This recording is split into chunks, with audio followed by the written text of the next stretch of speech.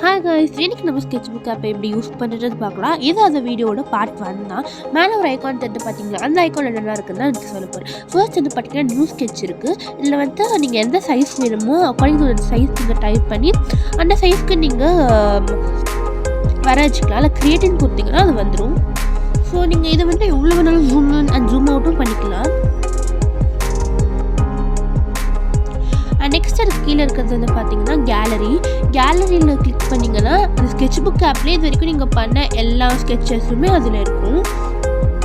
அதுக்கு நெக்ஸ்ட் வந்து பார்த்தீங்கன்னா நீங்கள் சேவ் கிளிக் பண்ணிட்டு சேவ் கரண்ட் ஸ்கெட்ச்னு போட்டிங்கன்னா அதில் நீங்கள் என்னெல்லாம் பண்ணிட்டீங்களோ அப்படியே அது வந்து சேவ் ஆகிடும். நெக்ஸ்ட் வந்து இம்போர்ட் ஃப்ரம் ஃபைல்ஸ். உங்களுக்கு ஏதாவது பிக்சர் வந்துட்டு கொண்டு வந்தோன்னா அதை கிளிக் பண்ணி இங்கே ஃபைல்ஸ்க்கு போய் அந்த பிக்சர் அது கொண்டு வந்துக்கலாம். அடுத்து வந்து ஷேர் எக்ஸ்போர்ட்லாம் இருக்குது, நீங்கள் சில ஷேர் பண்ணிக்கலாம். அண்ட் சப்போர்ட் இருக்குது பார்த்தீங்கன்னா, அதை கிளிக் பண்ணிங்கன்னா உங்களுக்கு ஏதாவது தெரியலன்னா இதிலே நிறையா இருக்குது. இந்த கிளிக் பண்ணிக்கோ நீங்கள் என்ன வேணுமோ தெரிஞ்சுக்கலாம். அண்ட் இந்த மாதிரி வீடியோ உங்களுக்கு நிறைய வேணும், மறக்காம சேனலை சப்ஸ்கிரைப் பண்ணிக்கோங்க.